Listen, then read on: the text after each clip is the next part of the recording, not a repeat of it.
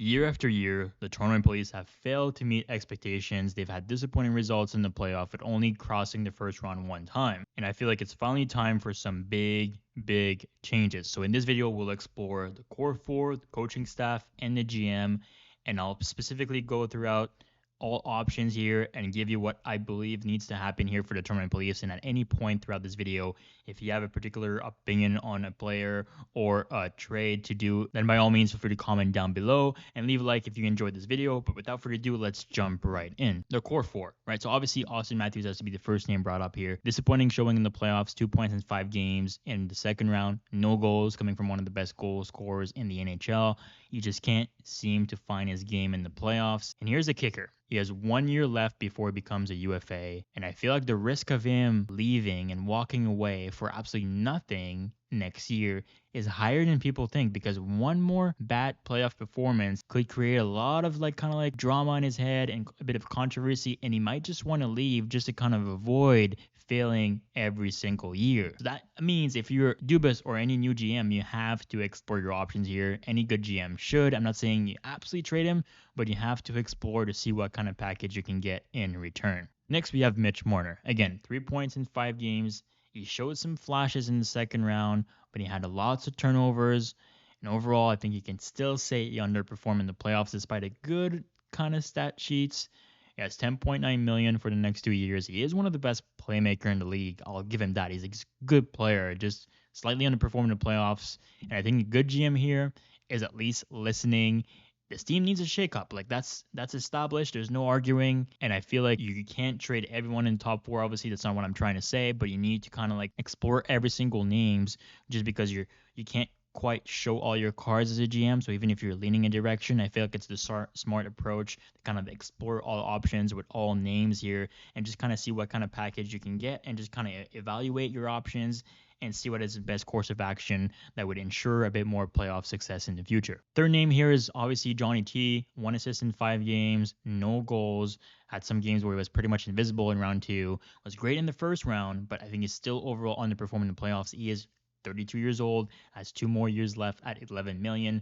And I think in hindsight, that was just a terrible free agent signing. Easy to say now with the lack of playoff success, but I just feel like he's a bit overpaid in the core with a lot of high-paying forwards already. So if you can find a team that's kind of willing to take his salary and his age, I think he's the easy first man out. However, I'm not quite sure you will be happy with the return. I don't think it will be as high as people think. So I'm not sure if it's enough of a shakeup by trading him, because I'm not sure it's going to be that much of a net win for this team. Next up, we have William Nylander. 3 points in 5 games. You can still say he's slightly underperformed, but I think he was one of the best Leaf forward throughout the playoffs. He was able to show up in big moments, scoring that tying goal here in Game 5 with just over 4 minutes left. He's also the least expensive paid of the bunch. Also has 1 more year, and I actually think the focus here on Nylander needs to be bringing him back. You have to re-sign him because I feel like he has another gear in him, and I would love to see a Nylander being like a top 2 forward on a team. Let's say if one of the big names has to go, because I feel like he can show more. I feel like every time I watch Nylander on the ice,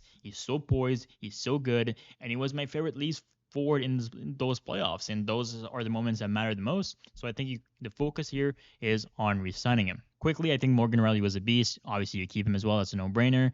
Goaltending seems to be on the come up with an impressive showing from Will as well in the playoffs. So I feel like we won't touch too much on the rest of the core. Let's just jump to the coaching staff. So I think Sheldon Keefe is pretty much 99% out of here.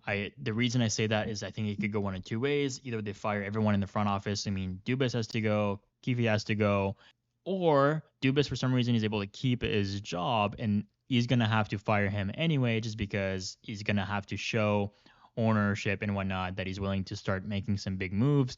Even though it's hard to use metric to evaluate a coach, at the end of the day, the team fell below expectation. He wasn't able to get the best out of his core 4. So I think he's 99% out of here. And that's pretty much it. Last but not least, here is Kyle Dubas. And I wanted to finish with him because I feel like he does have some blame, but I feel like he's the one with the least amount. You can argue that he trusted his core 4 and his coaching staff for too long. I'll give you that for sure. And I think internally they will have some conversation with him if he's willing to start making some changes here to the core. And if so, I think he might be giving another chance. So I think it's 70-30 Dubas actually keeps his job. I wouldn't be surprised if he does get fired though, but I'm leaning towards a no for now. And at the end, it just kind of fell on the players to not perform.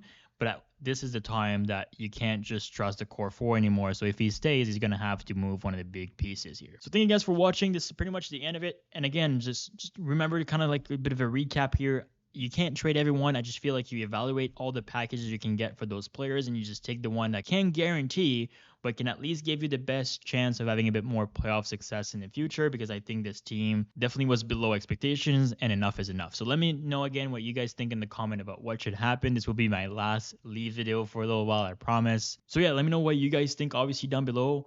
This is kind of my take on this situation. And again, I'm not saying you need to trade every single player in this core four. I'm just saying you evaluate all the packages and you take the one that you deem can give you the best chances at playoff success in the future, and you move on. You go from there, right? So I appreciate you making all the way to this end of the video. Thank you so much for watching. You have a wonderful weekend.